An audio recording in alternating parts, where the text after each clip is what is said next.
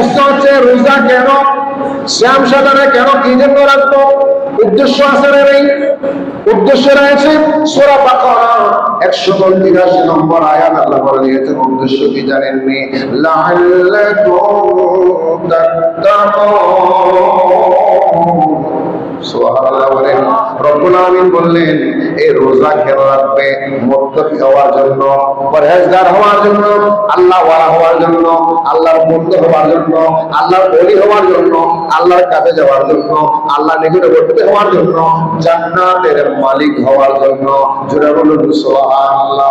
শুধু জান্নাতের মালিক নয়, যারা সিয়াম সাধনা করবে লাআল্লাকুম তাত্তাকুন, তারা মুত্তাকি বান্দা হবে, তাকওয়াবান হবে, পরহেজগার হবে, আল্লাহ ওয়ালা বান্দা হবে। জান্নাতের মালিক নয়, জান্নাত নয়, জান্নাতের মালিককে তারা পেয়ে যাবেন। শুধু জান্নাত নয়, জান্নাতের মালিক লা ইলাহা ইল্লাল্লাহ কে তারা পেয়ে যাবেন। আল্লাহ বলে বান্দা জান্নাত হচ্ছে নামাজের জন্য, জান্নাত নামাজের জন্য, জান্নাত রোজাদার, জান্নাত হাজির জন্য, জান্নাত সদকার জন্য, জান্নাত যাকাতের জন্য, জান্নাত আপনি যত আমল করেছেন, ভালো কাজ করেছেন, সবার জন্য জান্নাত। কিন্তু রোজাদারের জন্য আমি আল্লাহ জান্নাত নয়, রোজাদারের জন্য স্বয়ং আমি লা ইলাহা ইল্লাল্লাহ। আল্লাহু